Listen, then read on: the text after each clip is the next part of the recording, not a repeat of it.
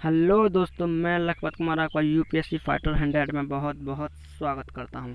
दोस्तों, आज हम पढ़ने वाले हैं भारतीय संविधान के बारे में। भारतीय संविधान में जो हमारा टॉपिक रहेगा वो है हमारा संविधान सभा की प्रमुख बैठकें।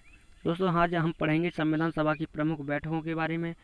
इससे पहले या संविधान सभा की प्रमुख बैठकों को पढ़ने से पहले थोड़ा बात करते हैं पिछली क्लास के रिकैप के बारे में। थोड़ा रिकैप कर लेते हैं पिछली क्लासों को। दोस्तों, हमने पिछली क्लास में पढ़ा था 1934 में वामपंथी नेता एम एन राय के द्वारा सबसे पहले विचार रखा गया कि एक भारत के लिए संविधान सभा होनी चाहिए। दोस्तों, 1934 में ही भारतीय जनता के द्वारा जो स्वराज पार्टी के जरिए मांग रखी गई थी कि भारत के लिए एक संविधान सभा होनी चाहिए। 1935 में भारतीय राष्ट्रीय कांग्रेस के द्वारा रखी गई और 1938 में पंडित जवाहरलाल नेहरू द्वारा कहा गया कि वयस्क मताधिकार के अनुसार हमारे लिए एक संविधान सभा होनी चाहिए। दोस्तों, इसके बाद आता है क्रिप्स मिशन 1942 में, जो अमान्य कर दिया जाता है, जो वापस चला जाता है। फिर आता है कैबिनेट मिशन 1946। दोस्तों, कैबिनेट मिशन के जरिए सबसे पहले इलेक्शंस जो होते हैं वो होते हैं जुलाई 1946 में, और जिसके जरिए संविधान सभा का गठन किया जाता है। दोस्तों, याद रखना, सबसे पहले इलेक्शन हुआ जुलाई 1946 में। जब दोस्तों जो जो जो इलेक्शन हुआ था यानी चुनाव हुआ था वो हुआ था अप्रत्यक्ष रूप से। ठीक है दोस्तों, याद रखना, अप्रत्यक्ष रूप से इलेक्शंस हुआ है। और इसके बाद जो इलेक्शंस के बाद जब सारे लोग चयनित हो जाते हैं, जब लॉर्ड माउंटबेटन द्वारा घोषणा की जाती है कि सारे लोग आइए और अपनी जो संविधान सभा का गठन करिए, और वो संविधान सभा के जरिए आप अपने लिए एक संविधान का निर्माण कीजिए। उन सारे लोगों को आमंत्रित किया जाता है। दोस्तों, वो सारे लोग आते हैं। वो दिन था 9 दिसंबर 1946 को। ठीक है दोस्तों, 9 दिसंबर 1946 को सबसे पहली बैठक होती है। अब दोस्तों, इस दिन याद रखना है, 9 दिसंबर 1946 दिन था सोमवार, रात 11 बजे सारे लोग इकट्ठे होते हैं। वो स्थान था नई दिल्ली का फाउंस चैम्बर एक पुस्तकालय। दोस्तों, सबसे पहली बैठक होती है संविधान सभा की, वो है नई दिल्ली के फाउंस चैम्बर एक पुस्तकालय में। दोस्तों, इसी लाइब्रेरी में सबसे पहले सारे लोग इकट्ठे हुए थे और यहीं पर सबसे पहली संविधान सभा की सबसे पहली बैठक हुई है। दोस्तों, इसी स्थान को सबसे पहले कहते हैं सबसे पहली संसद। भारत की सबसे पहली संसद ये थी। ठीक है दोस्तों, क्योंकि सारे लोग इकट्ठे हुए थे कानून बनाने के लिए। संसद का कार्य भी होता है कानून बनाना। ठीक है दोस्तों, इसके अध्यक्ष की बात करें तो यहाँ पर दोस्तों इसके अध्यक्ष रहे थे, लेकिन कुछ समय के लिए रहे थे, इसलिए उन्हें अस्थायी कहते हैं, यानी स्थायी नहीं थे। वो थे डॉक्टर सच्चिदानंद सिन्हा। दोस्तों, ये उस समय सबसे उम्र दराज के व्यक्ति थे, यानी सबसे बुजुर्ग थे, इसीलिए इनका सम्मान बढ़ाने के लिए इन्हें अध्यक्ष के रूप में चुन लिया गया, वो भी अस्थायी रूप से। दोस्तों, उपाध्यक्ष रहे थे H.C. मुखर्जी रहे थे। और दोस्तों, इसकी जो सबसे पहली वजह थी पूछी जाती है, और इसकी इम्पोर्टेंट भी वजह है, इस प्रथम बैठक में मुस्लिम लीग ने इसका बहिष्कार किया था कि हम इसमें शामिल नहीं होंगे। ठीक है, अब मुस्लिम लीग का बहिष्कार हो गया। अब मैंने पिछली क्लास में तुम्हें बताया था, जब 1946 के जो कैबिनेट मिशन के जरिए जो इलेक्शंस हुए थे उसमें कितने लोग निर्वाचित हुए थे? 389। ठीक है दोस्तों, 300 निर्वाचित नहीं हुए थे, 389 हमारे संविधान सभा के टोटल सदस्य थे, वो 389 थे। ठीक है दोस्तों, अब 389 में से जो सीटें मिली थी वो 208 तो कांग्रेस की थी, 73 मुस्लिम लीग की थी, 15 अन्य थे और 93 देसी रियासतों के थे। ठीक है दोस्तों, ये टोटल इनका सीक्वेंस ये रहा था इनका। अब यहाँ पर मुस्लिम लीग यानी 73 लोगों ने बहिष्कार कर रहे हैं। ठीक है, और इसकी एक और वजह रही, यहाँ पर एक और ज़रूरी चीज़ है, यहाँ पर जो देसी रियासतों के लोग थे वो भी शामिल नहीं हुए थे इस प्रथम बैठक में। अब यहाँ पर शामिल कौन से थे? एक तो रहे थे 15 वाले और एक रहे थे 208 वाले। दोस्तों, 15 और 208 ये तो अब संख्या ज़्यादा हो रही है, यहाँ पर 207 है। इसके बाद भी कुछ सदस्य ऐसे थे जो इसमें शामिल नहीं, मतलब कुछ वजह हो सकती है उनकी, इस कारण इसमें शामिल नहीं हो पाए थे। ठीक है दोस्तों, अब पूछे जाते हैं प्रथम बैठक में टोटल सदस्य कितने शामिल रहे थे? दोस्तों, प्रथम बैठक में जो टोटल सदस्य शामिल हुए थे वो थे 207, याद रखना है। चलो, अब नेक्स्ट बात करते हैं अगली बैठक के बारे में। दोस्तों अगली बैठक हुई थी हमारी 11 दिसंबर 1946 को। इसके जो अध्यक्ष रहे थे, अब दोस्तों वो अध्यक्ष थे वो स्थायी थे, यानी अब वो सही स्थायी हैं। पहले जो सच्चिदानंद सिन्हा थे, डॉक्टर सच्चिदानंद सिन्हा, वो दोस्तों अस्थायी थे। अब जो अध्यक्ष हैं ये स्थायी हैं, डॉक्टर राजेंद्र प्रसाद। दोस्तों ये निर्विरोध चुने गए थे, यानी इनके अपोजिट और कोई खड़ा नहीं हुआ था, यानी और कोई सी का फॉर्म फिल नहीं हुआ था। ठीक है, अब बात करते हैं इसमें एक और इम्पोर्टेंट है इसकी, वो है इसी द्वितीय बैठक में दोस्तों संवैधानिक सलाहकार भी चुने गए थे। वो संवैधानिक सलाहकार कौन थे? BN राव, यानी बेंगुलर नरसिम्हा राव। ठीक है, उपाध्यक्ष रहे थे HC मुखर्जी, यानी हरेंद्र झूमा मुखर्जी। ठीक है दोस्तों, पहला वक्ता रहा था दूसरी बैठक में पहला वक्ता भी आया था दोस्तों, वो थे C राजगोपालाचारी। दोस्तों C राजगोपालाचारी कभी कभी पूछे जाते हैं, ये क्या है? ये स्वतंत्र भारत के पहले भारतीय वायसराय थे। ठीक है दोस्तों, स्वतंत्र भारत के पहले भारतीय वायसराय थे। ठीक है दोस्तों, ये भी याद रखना है। अब नेक्स्ट बात करते हैं तीसरी बैठक के बारे में। दोस्तों तीसरी बैठक बहुत इंपॉर्टेंट है, इससे कई बार प्रश्न पूछे जाते हैं। तीसरी बैठक 13 दिसंबर 1946 को हुई थी, जिसके अध्यक्ष रहे थे डॉक्टर राजेंद्र प्रसाद, उपाध्यक्ष रहे थे HC मुखर्जी। और दोस्तों इस बैठक की अब इम्पोर्टेंट बात ये है कि इस बैठक में सबसे पहले पंडित जवाहरलाल नेहरू द्वारा उद्देश्य प्रस्ताव पेश किया गया था। दोस्तों उद्देश्य प्रस्ताव क्या है? आपने संविधान की प्रस्तावना देखी होगी, हम भारत के लोग भारत को एक संपूर्ण प्रभुत्व संपन्न समाजवादी पंथ निरपेक्ष लोकतंत्रात्मक गणराज्य बनाने के लिए, दोस्तों यही है जो आगे हम पढ़ेंगे इसके बारे में। ये जो प्रस्तावना है ये पेश की गई थी। ठीक है, और तारीख थी 13 दिसंबर 1946 को पेश की गई थी। इसे मंजूरी मिली थी 20 दिसंबर 1946 को, और जो पारित हुआ था, यानी पूरी संविधान सभा द्वारा पारित कब किया गया था? वो था 22 जनवरी 1947 को। ठीक है, अब ये उद्देश्य प्रस्ताव क्या है दोस्तों? तुमने देखा होगा किसी फिल्म के आने से पहले उसका ट्रेलर आता है, कि जो ट्रेलर आएगा उसी के अनुसार ऐसी फिल्म होगी। तो ऐसा ही दोस्तों यहाँ पर हुआ है, यानी हमारे संविधान का ट्रेलर आया है। पंडित जवाहरलाल नेहरू ने ट्रेलर दिया है कि देखो ये है हमारे संविधान का आयन। ठीक है दोस्तों, अब वो आयन आ गया। अब आयन के अनुसार हमें संविधान भी बनाना है। संविधान कैसे बनाएंगे दोस्तों? जो अब संविधान बनाने के लिए कुछ एक स्ट्रक्चर चाहिए, बेसिक स्ट्रक्चर। अब बेसिक स्ट्रक्चर सबसे पहले किसने तैयार किया? वो संविधान सभा का पहला प्रस्ताव BN राव। दोस्तों यहाँ बी ये गलती से लिख गया है, ये बी वाली बनी है। ठीक है, BN राव ने तैयार किया था, जिसमें कितने 345 अनुच्छेद थे और 13 अनुसूचियाँ थी। ठीक है दोस्तों, अब ये जो स्ट्रक्चर था ये कच्चा प्रारूप था, यानी इसमें कमियां केवल उन्होंने एक कच्चा प्रारूप कार्बन कॉपी बना के दी कि हाँ ऐसा देख लीजिए, अब इसमें क्या कमियां हैं, क्या इसमें जोड़ना है, क्या इसमें से घटाना है। ठीक है दोस्तों, ये अब क्या करेगी? एक समिति बनाई गई दोस्तों, संविधान सभा द्वारा एक समिति बनाई गई, जिसका कार्य था इसकी जांच करना और इसकी कमियों को पूरा करना। दोस्तों उस समिति का नाम क्या था? उस समिति का नाम था दोस्तों प्रारूप समिति। बहुत नाम सुना होगा आपने प्रारूप समिति का। दोस्तों प्रारूप समिति के अध्यक्ष रहे थे डॉक्टर भीमराव अंबेडकर रहे थे, और इसका गठन किया गया था 29 अगस्त 1947 को। दोस्तों डेट भी याद रखनी है। दोस्तों प्रारूप समिति में जो सदस्य रहे थे, टोटल संख्या पूछी जाए तो 7 है। ठीक है, और भीमराव अंबेडकर सहित 7 है, और भीमराव अंबेडकर की बात पूछी जाए तो 6 रहेगी, क्योंकि अंबेडकर सहित 7 हो जाती है। ठीक है, अब वो भीमराव अंबेडकर सहित 7 लोग कौन से थे? पहले भी डॉक्टर भीमराव अंबेडकर हो गए, दूसरे हो गए अल्लादी कृष्ण स्वामी अयंगर, तीसरे हो गए KM मुंशी, चौथे हो गए मोहम्मद सादुल्ला, और 5वें हो गए N गोपाल स्वामी अयंगर, 5वें हो गए BL मित्र, और दोस्तों छठवें हो गए DP खेतान। ठीक है दोस्तों,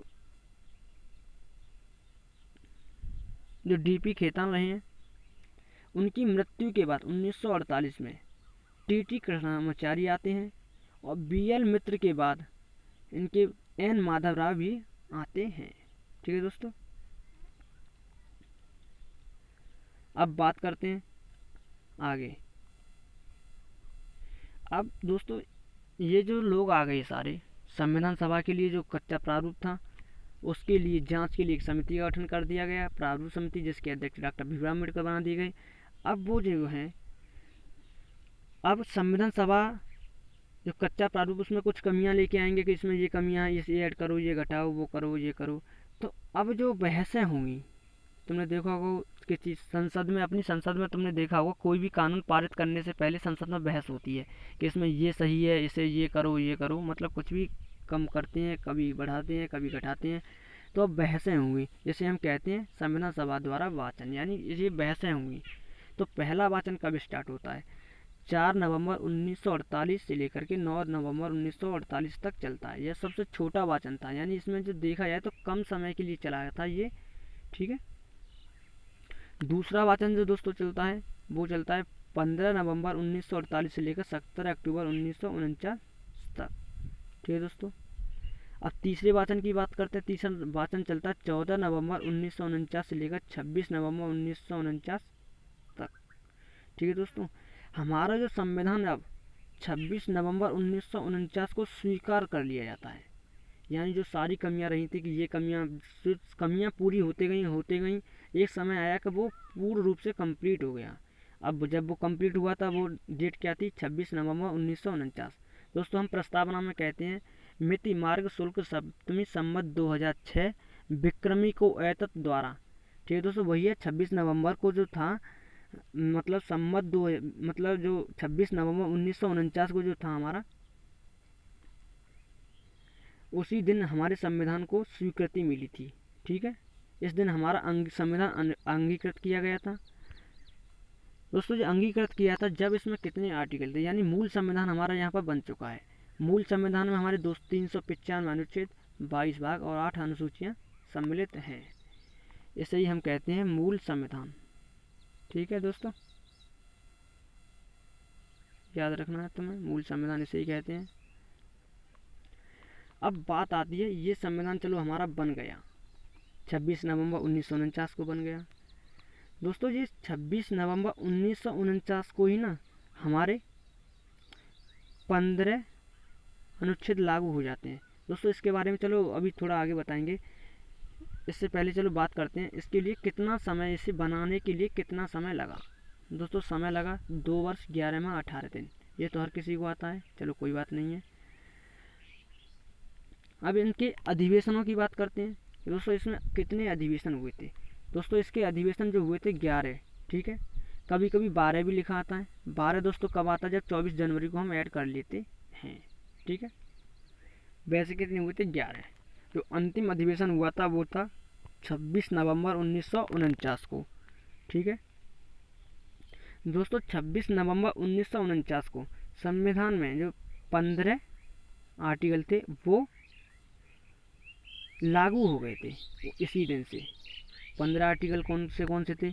5 था, 6 था, 7 था, 8 था, 9 था, 60 था, 324, 366, 367, 372, 380, 388, 391, 392, 393 दोस्तों। ये 94 नहीं था।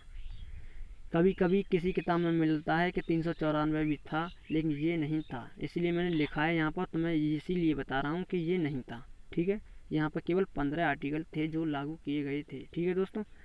और बाकी संविधान फिर कब लागू हुआ था दोस्तों? बाकी संविधान लागू हुआ था हमारा 26 जनवरी 1950 को, ठीक है। बाकी संविधान हमारा कब लागू हुआ था? 26 जनवरी 1950 को, ठीक है दोस्तों। जो हमारी अब अंतिम बैठक जो मानते हैं हम कभी कभी, वो है हमारी 24 जनवरी 1950 को। अब क्या हो, 24 जनवरी 1950 को क्या होता है?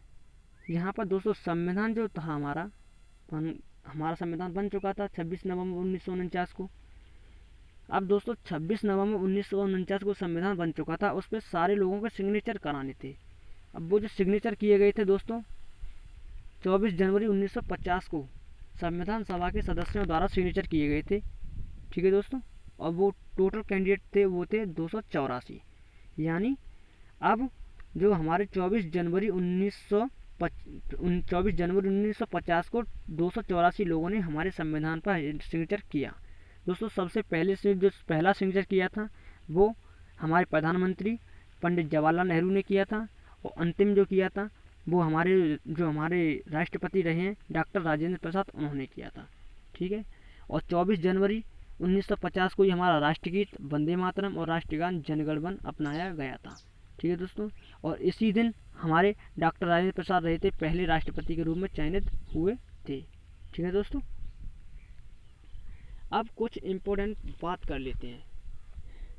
ठीक है। वो बात क्या है? वो बात है दोस्तों, जो हमारे संविधान में कितनी महिलाएं रही हैं।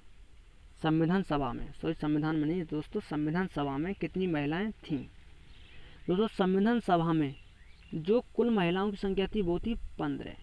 ठीक है। अब 15 महिलाएं थीं। और दोस्तों कभी कभी प्रश्न ये भी पूछा जाता है, जब हमारा 24 जनवरी 1950 को संविधान मतलब जो अंगीकृत हुआ था, जब सिग्नेचर किए गए थे, तो वहाँ पर कितनी महिलाओं ने सिग्नेचर किए थे? वो दोस्तों 8 महिलाओं द्वारा केवल सिग्नेचर हुए थे वहाँ पर। ठीक है। अब बाकी कहाँ गई? बाकी तो यही जाने। दोस्तों चलो महिलाओं के नाम बता देते हैं तुम्हें। 15 जो रही हैं, पहली थी विजय लक्ष्मी पंडित, दूसरी थी राजकुमारी अमृता कौर, तीसरी रही थी सरोजनी नायडू, चौथी रही थी सुचेता कृपलानी, पाँचवीं रही थी पूर्णिमा बनर्जी, छठवीं रही थी लीला राय, सातवीं रही थी जी दुर्गाबाई, आठवीं रही थी हंसा मेहता, नौवीं रही थी कमला चौधरी, 10वीं रही थी रेणुका राय, 11वीं रही थी मालती चौधरी, 12वीं रही थी दक्षियान बेलायुधन, 13वीं रही थी बेगम एजाज रसूल, 14वीं रही थी एनी मस्करीनी, दोस्तों 15वीं रही थी अम्मू स्वामीनाथन। दोस्तों इसमें जो मैंने तुम्हें बताया था 8 महिलाएं रही थी जो संघर्ष किए थे। कुछ विभाजन के बाद जो चली गई, पाकिस्तान में पहुंच गई। कुछ जो थी जैसे मुस्लिम लीग जो अटैचमेंट थे उसमें चली गई। ठीक है दोस्तों। इसी प्रकार यहाँ पर केवल 8 महिलाओं ने यहाँ पर सिग्नेचर किए थे। ठीक है। अब बात करते हैं दोस्तों, कभी एक एक प्रश्न पूछा जाता है, अब वो मैं तुम्हारे प्रश्न क्लियर कराता जाऊँगा। ये प्रश्न पूछा जाता है, मुस्लिम लीग द्वारा संविधान सभा के बहिष्कार के बाद उपस्थित सदस्य। दोस्तों उपस्थित यानी मुस्लिम लीग के बहिष्कार के बाद संविधान सभा में कितने सदस्य बचे? तो दोस्तों वो थे हमारे 324। अब तुम्हारे मन में एक सवाल आ रहा होगा, सवाल ये होगा कि हमारे 389 सदस्यों में से जो इलेक्शंस हुआ था हमारे कितने पे हुआ था दोस्तों? 296 पर। ठीक है। 296 में 4 चीफ कमिश्नर वाले थे, तो 292 सदस्यों के लिए मतलब इलेक्शंस हुआ था हमारा। ठीक है दोस्तों। अब 292 में से हमारा 208 तो हमारा कांग्रेस का था, 73 जो रहा था हमारा वो था हमारा मुस्लिम लीग का। दोस्तों अगर हम 73 माइनस करते हैं तो कुछ ज़्यादा आता है, हाँ सॉरी कम आता है, लेकिन ये संख्या 324 तो ज़्यादा है। तो दोस्तों ये समझने के लिए बहुत ज़रूरी है कि अगर मुस्लिम लीग इसका बहिष्कार कर रही है तो इसका ये मतलब नहीं है कि मुस्लिम लीग के सारे सदस्य इसका बहिष्कार कर रहे हैं। कुछ सदस्य ऐसे भी थे जिन्होंने संविधान सभा का बहिष्कार नहीं किया था, वो लोग इसमें शामिल रहे थे। इसीलिए मुस्लिम लीग के बहिष्कार के बाद संविधान सभा में उपस्थित सदस्य जो थे वो थे 324। ठीक है दोस्तों, याद रखना है। अब दोस्तों कुछ कथन के बारे में जान लेते हैं। कथन क्या है? जो हमारे महान राइटर रहे हैं ब्रिटेन के ग्रैनविल ऑस्टिन। ठीक है दोस्तों, इन्हें हमारे द्वारा भारत के द्वारा पद्म श्री का सम्मान भी दिया गया है। ठीक है। इनके द्वारा कहा गया था संविधान सभा को कि संविधान सभा कांग्रेस थी और कांग्रेस ही भारत, मतलब इन्होंने कहा था कि संविधान सभा कांग्रेस थी और कांग्रेस ही भारत था। ठीक है। ये इनका कथन था। दोस्तों इसके कथन को कुछ तो मतलब आलोचना के रूप में लेता है, मुझे लगता है इन्होंने सही ही कहा था। क्योंकि इन्होंने ऐसा क्यों कहा था? क्योंकि तुमने मालूम होगा 292 सदस्यों में से 208 सदस्य तो कांग्रेस के ही थे। देखिए इतने सारे सदस्य अगर एक ही पार्टी से बिलोंग करते हो तो तुम समझ लेना कि मतलब कितने। तो इसीलिए इन्होंने कहा था संविधान सभा ही कांग्रेस थी और कांग्रेस ही भारत। ठीक है। अब बात करते हैं दोस्तों कुछ और टॉपिक जो कॉन्सेप्ट होते हैं दोस्तों, वो क्लियर होना बहुत ज़रूरी है। हाँ, वो कॉन्सेप्ट क्या होते हैं? संविधान सभा के बारे में एक कभी कभी पूछा जाता है। संविधान सभा दोस्तों, अगर मैं अभी एक प्रश्न पूछ लूँ कि संविधान में जो पहला अमेंडमेंट हुआ है यानी पहला संशोधन हुआ है वो कब हुआ है, तो आप सब जवाब देंगे 1951 में। ठीक है, 1951 में हो गया। अब मैं पूछूं तुम्हारा जो लोकसभा का प्रथम इलेक्शंस कब हुआ था, तो आप सब जवाब देंगे 1952 में। दोस्तों 1952 में जब पहला इलेक्शंस के बाद लोकसभा गठित हो रही है, तो 1951 में सबसे पहले ये कहाँ से इलेक्शन मतलब ये जो संशोधन कहाँ से हो गया दोस्तों? जो हमारी संविधान सभा थी वो ही संसद के रूप में कार्य कर रही थी। मैंने पहले भी तुम्हें ये बताया है। ठीक है, ये दिन में 2 मीटिंग में काम करती थी, यानी सुबह की मीटिंग में देखा जाए तो अध्यक्ष जो संविधान सभा के रूप में कार्य कर रही है, और शाम की मीटिंग में देखा जाए तो संसद के रूप में कार्य कर रही है। जब दोस्तों संविधान सभा के रूप में कार्य करती थी, जब इसके अध्यक्ष का रोल निभाते थे वो थे डॉक्टर राजेंद्र प्रसाद। ठीक है, और जब ये संसद के रूप में कार्य करती थी, जब इसके अध्यक्ष का रोल जो निभाते थे वो थे जीवी मावलंकर। दोस्तों कभी कभी प्रश्न पूछा जाता है लोकसभा के प्रथम अध्यक्ष कौन रहे हैं, तो हम सब बताते हैं जीवी मावलंकर। ठीक है दोस्तों,